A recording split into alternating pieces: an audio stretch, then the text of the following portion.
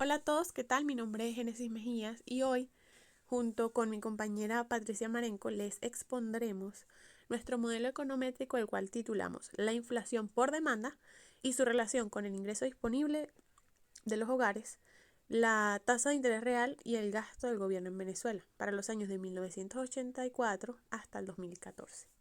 En primer lugar, vamos a hablar sobre los aspectos introductorios. Como ya muchos sabemos, o muchos ya entendemos lo que es la inflación. De manera teórica se puede definir como el incremento sostenido y generalizado de los precios de los bienes y de los servicios.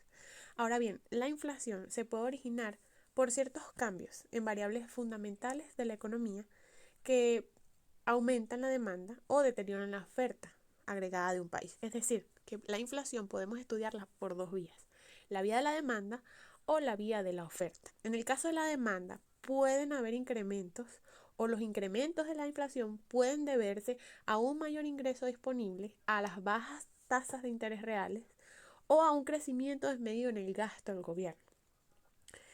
Si estos gastos pues van más allá de lo que el sector de una economía pudiera generar, entonces se va a generar inflación. Es por ello que buscamos entender las relaciones que tienen estos tres sucesos o estas tres variables con la inflación por medio de la inflación, por medio de pues el estudio de la inflación por demanda. Ahora bien, con respecto al planteamiento del problema, es importante entender que muchas economías latinoamericanas y recientemente con todo lo que ha sucedido en Venezuela, que se ha vivido pues un fenómeno hiperinflacionario, se ha podido establecer teóricamente que un factor importante en el proceso inflacionario es el aumento del gasto del gobierno y el ingreso de los hogares. ¿Sí? Em, Además, la inflación de demanda puede ser consecuencia también de un aumento del gasto público a través de órdenes de compra y una disminución en los impuestos personales. Todo esto puede provocar un aumento en el consumo privado y por ende pues la reactivación de la demanda agregada. Otra manera en que se puede generar un impacto de la inflación es cuando se produce un aumento en el salario real,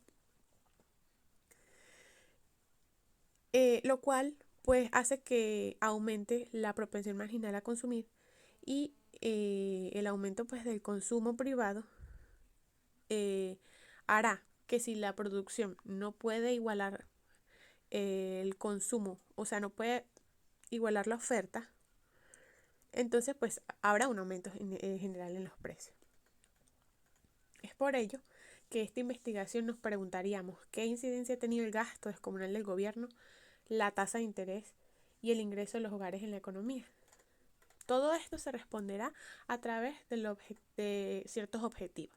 El objetivo general, como ya los mencioné, es la relación, es explicar la relación que existe, ¿no?, entre la inflación con respecto al ingreso disponible, la tasa de interés y el gasto de gobierno para el periodo de 1984-2014.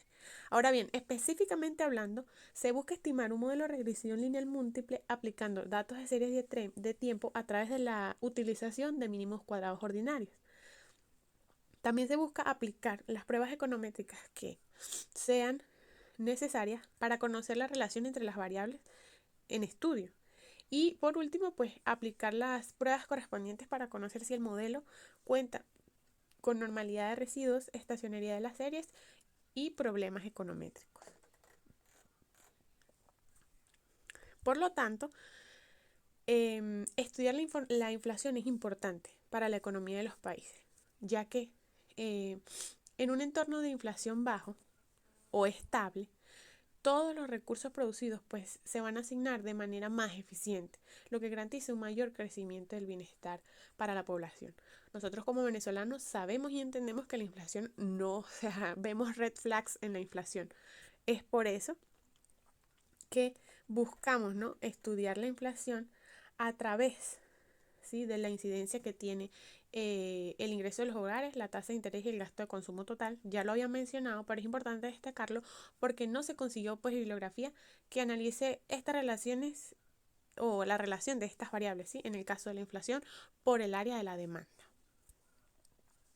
Ahora bien, teóricamente hablando, la inflación de la demanda puede ser explicada por dos corrientes, la keynesiana y la monetarista.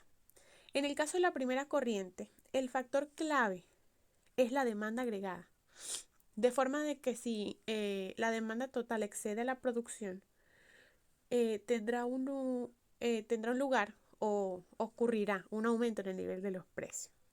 Esto se expresa con la ecuación que vemos allí a continuación, donde O es la oferta de pleno empleo y D es el gasto agregado. Ahora bien, partiendo de esta ecuación, si se produce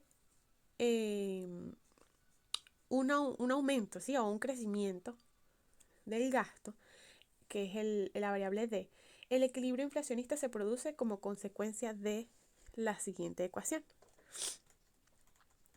Ahora bien, en el caso de la segunda corriente, esta defiende que la causa que explica el comportamiento de la demanda agregada y por lo cual los precios es el aumento de la cantidad de dinero por encima del crecimiento de la producción, pues este va a chocar, ¿sí?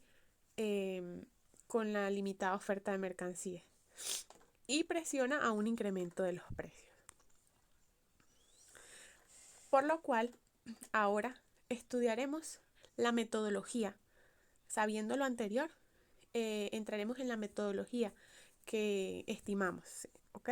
Entonces, el modelo teórico a estimar es la inflación en función del ingreso disponible, la tasa de interés real y el gasto de consumo total del gobierno, los cuales expresamos con los ítems que vemos ahí, PIB, PC, TIR y CTG, y queda expresado de la siguiente manera por la ecuación que vemos allí, donde la inflación pues está en función de esas tres variables. Ahora bien, utilizando esta ecuación como base, podemos estimar la siguiente ecuación aplicando pues los mínimos de cuadrados ordinarios. Ahora bien, de esta manera se puede obtener esta función y podríamos definir los parámetros de la siguiente manera. B1 es el valor promedio de la inflación que no depende de las variables explicativas, PIB, tasa de interés real y el gasto de consumo total del gobierno. B2, beta 2, es el valor aproximado de la inflación por cada dólar que aumente el ingreso de los hogares. Beta 3 es el valor de la inflación al aumentar la tasa de interés real en un punto porcentual. Y beta 4 es el valor aproximado de la inflación al disminuir en un punto porcentual el gasto del gobierno. La metodología que usamos fue la de los mínimos cuadrados ordinarios. Esta, como sabemos, busca minimizar la suma de los residuos al cuadrado, teniendo como residuo la diferencia entre los datos observados y los valores del modelo. Y pues dicha teoría sabemos que se le atribuye a Carl Gauss, quien señaló que bajo ciertos criterios los mínimos cuadrados ordinarios cumplen con propiedades estadísticas muy deseables, lo que han convertido a esta metodología en uno de los estimadores más eficientes. Es por ello que se va a usar a continuación. Como muestra de los resultados, mi compañera se los va a plantear a continuación. Resultados. En las variables utilizadas tenemos la variable dependiente y la variable independientes. En las variables dependientes tenemos la inflación, que según Fernández 2002 define la inflación como un fenómeno de alza pronunciada, continua, generalizada y desordenada de los precios de bienes y servicios que trae como consecuencia una pérdida sensible del poder adquisitivo de la unidad monetaria del país. En las variables independientes tenemos el ingreso de los hogares, que según el Grupo de Banco Mundial lo define como el Producto Interno Bruto dividido por la población a mitad de año. También tenemos el gasto de consumo final del gobierno general. De acuerdo con el Grupo de Banco Mundial, incluye todos los gastos corrientes para la adquisición de bienes y servicios. También tenemos la tasa de interés real, que según el Grupo de Banco Mundial lo define como la tasa de interés activa ajustada por inflación según el deflactor del PIB. Tenemos los resultados de la estimación, que al aplicar el modelo se obtuvieron los siguientes resultados que podemos apreciar en la imagen. En la interpretación de los parámetros tenemos que beta sub 1 dice que el valor promedio de la inflación, que no depende del ingreso de los hogares, de la tasa de interés real ni del gasto del gobierno, es del 75,08%, ceteris paribus. Beta sub 2 dice que el valor aproximado de la inflación disminuye en 0,0002% al aumentar en $1 el ingreso de los hogares, ceteris paribus. Beta sub 3 dice que al bajar la tasa de interés real en un punto porcentual, la inflación disminuye en 1,003% aproximadamente, ceteris paribus. Beta sub 4 dice que al aumentar en $1 el gasto del gobierno, la inflación disminuye en 4,07% aproximadamente, ceteris paribus. El coeficiente de determinación dice que la inflación es explicada en un 71,02% por el ingreso disponible de los hogares, la tasa de interés real y el gasto del gobierno. En la normalidad de los residuos tenemos, según el planteamiento de la hipótesis, el estadístico de prueba y la regla de decisión, podemos concluir que como p-value es mayor a alfa, no se rechaza la hipótesis nula, por lo tanto los residuos tienen una distribución normal, que podemos apreciar en la imagen que se ve en la presentación. Significancia individual. Según el planteamiento de la hipótesis, el estadístico de prueba y la regla de decisión, podemos concluir que en beta sub 1, que como p-value es menor a alfa, se rechaza la hipótesis nula, por tanto el intersecto es estadísticamente significativo. En beta sub 2 podemos ver que como p-value es mayor a alfa, no se rechaza la hipótesis nula. La variable del producto interno bruto per cápita no es estadísticamente significativa. Podemos ver en beta sub 3 que como p-value es menor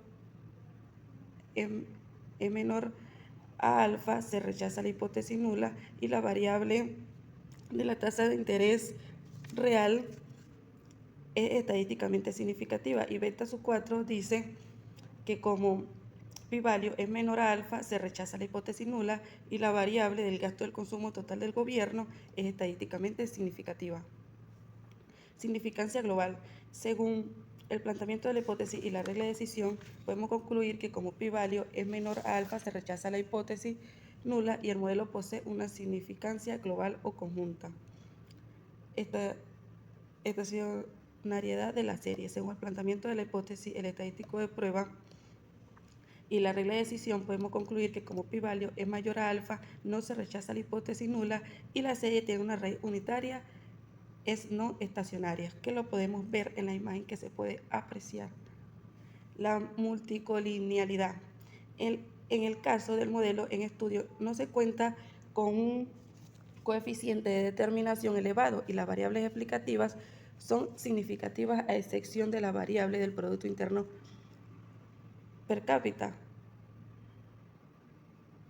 Producto Interno Bruto per cápita. Por ende, se considera que no hay sospecha de multicolinealidad. Ahora bien, aplicando el factor inflador de varianza, podemos asegurar que efectivamente no hay sospecha de este problema, puesto que el resultado fue menor a 10, que lo podemos apreciar en la imagen. Autocorrelación. Según la prueba de hipótesis, el estadístico de prueba y la regla de decisión, hemos concluido que como p-value es menor a alfa, se rechaza la hipótesis nula y hay autocorrelación de residuos en el modelo.